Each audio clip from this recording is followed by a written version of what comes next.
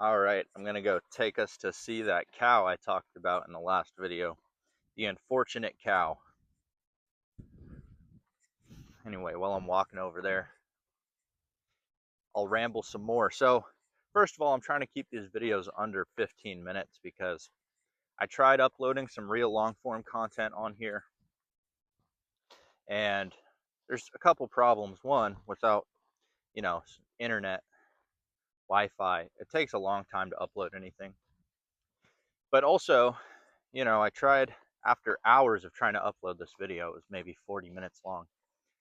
YouTube then said, if you're not verified, you know, you got to give us more information essentially if you want to be able to post long form content. And, after hours of trying, I didn't feel like jumping through those hoops. So, you know what? For right now, we're going to keep them under 15 minutes. That was the max. They said I could upload without, verifying accounts, giving them more information about you. Yeah, it's a weird time in the world, you guys, and you definitely don't want to just put everything out there for all these companies. I mean, data breaches and things happen all the time. So, anyway, something else I'll talk about is the fact that the whole economically viable part of syntropic farming, like why I put an emphasis on that, is because if I can't prove this farm to be economically viable, you guys, then how are you ever going to convince, farmers or kind of these large landowners to try growing naturally and syntropically, right? In this day and age, it's like money speaks. And if I can't prove that you can work with nature and be profitable and be economically viable, then it just doesn't matter. It's not that it doesn't matter, but as far as the impact you can have on the world, and how much you can help the planet and help nature, if you can't prove it's economically viable, then as far as the people where it really matters, they won't care, right? I mean, it's great to have small farmers, on a couple acres here, 5 acres there, 10 acres here, even 50 acres here and there. It's like, all that's great, but if you look it up, there's over 300 million acres of farmland in the US. And so, it's just not going to make any impact. But again, if you can prove it's economically viable and get maybe 5% of farmers practicing some syntropic form of agroforestry, working with nature, promoting biodiversity, 5% of 300 million is like, you're talking at least 15 million acres that is now promoting biodiversity, helping the native ecosystem, helping the wildlife, instead of taking away from it. So yeah, it's not that I'm a fan of it, but money speaks these days. All right, anyway, take a look at this, you guys. So this is pretty much the back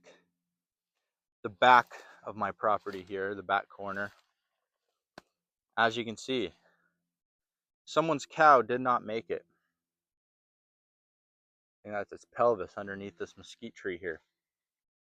Yep, I can totally see, there are ranches around here, so I'm guessing someone's cow just got turned around out here in the middle of nowhere. And when it's so hot and dry, and every surface the sun touches is over 150 degrees, half a day without water, I'm guessing. That's all it takes, half a day in this climate. And this is what can happen. So You know, it could have been rattlesnakes, it could have been boars. You never know. Usually a rattlesnake won't take down a cow, but depends on the cow, depends on the snake, depends on the situation. Um, and boars can definitely take down a cow, you guys, because of their height and the tusks, and pair that with their kind of territorial, aggressive behavior sometimes. Um, you know, if this cow got too close to that boar den or the baby boars or whatever the case, even a 250, 300 pound boar, just because of its build and its stature, if those tusks kind of run along the bottom of this cow's stomach or something, you can just imagine, you know. And just for fun, look up the biggest boars. There's boars over 1,000 pounds. There's boars that are probably bigger than this cow was. And out here, I mean, I don't think there's any 1,000 pound boars out here, but there's a lot of boars, and a lot of them are big enough to ride. You know, they're quite big. Probably some 300, 400, even 500 pounders out here. And again, even a 300 pound boar could take down a cow,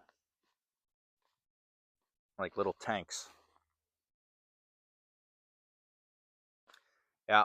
So it's unfortunate. Feel bad for that cow. Don't know whose cow it was, but again, it's out in the middle of nowhere here. So I know people let their cows graze. Texas is an open graze state, which means you don't actually need to fence in your cows if you don't want to. They can just kind of freely graze and roam around. And with that being the case, of course, if a cow makes its way out into the middle of the nowhere and the soil temperatures are over 150 degrees and there's no water source within a mile of it or whatever, it can't find its way. I mean, half a day in that kind of condition, and I think a lot of animals would perish.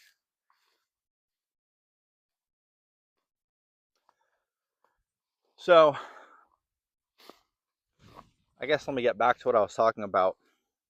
Yeah, you guys, the farm kind of has to be economically viable if it's going to make any impact, and especially if it's going to be a example for what can be done with agriculture, because this is a dry climate and it's a dry farm right now. So I mean, if I can do it here, essentially anyone can do it, because this is as pretty much as hard as it's going to get. During the occasional cold snaps we have, since this is a continental climate down here in South Texas, the Arctic blast can kind of ride down over the land, over the whole continent, and hit us pretty directly. So we can get down into the low 20s sometimes. It's rare, it doesn't last for long, but it can definitely happen.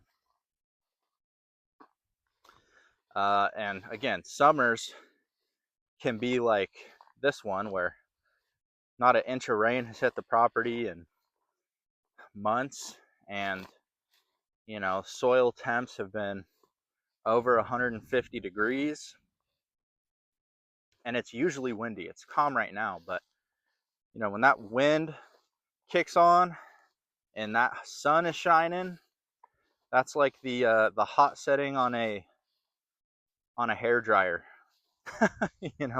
Just dries things out like faster than you'd believe. So anyway, so we deal with intense cold snaps, we deal with drought, we deal with heat, we deal with wind damage, all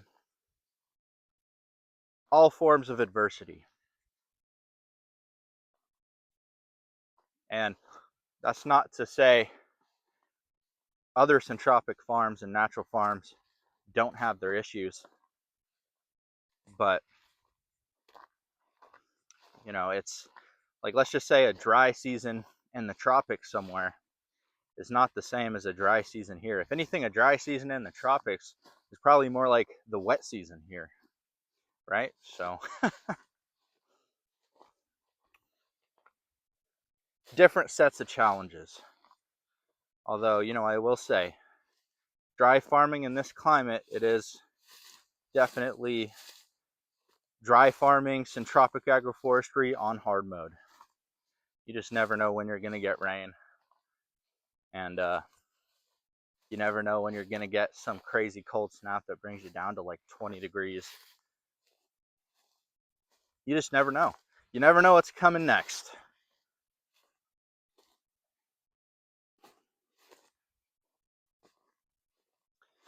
But with that said, if this can prove to be economically viable, well then, there's hope for just about everybody. And it comes down to selecting the right crops and stuff. You know, like I said in the last video, I would love a well because I could keep livestock then. Again, without a well and without a water source, the livestock would just end up like the unfortunate cow we just looked at. And that's no good. That's no good for anybody. So may come down to needing a well, although, yeah, that's a tough one.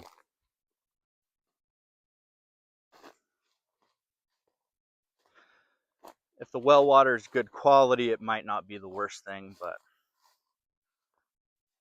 you know, even good quality well water is like 100 times worse than rain for the most part.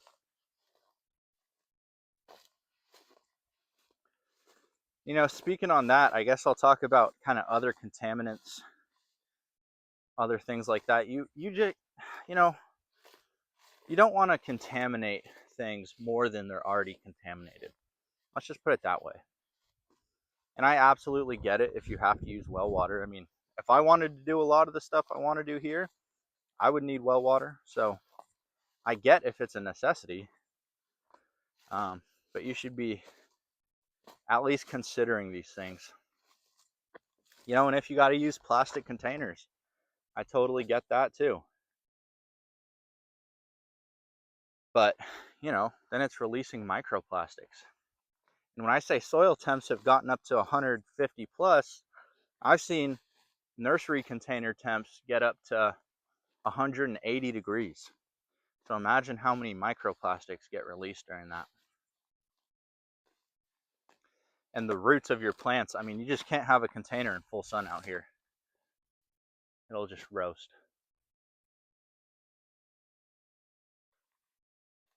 And the reason why you don't want to add any pollutants, besides just obvious reasons that we could all assume automatically, is that no matter what you do, there's already going to be pollutants, you guys.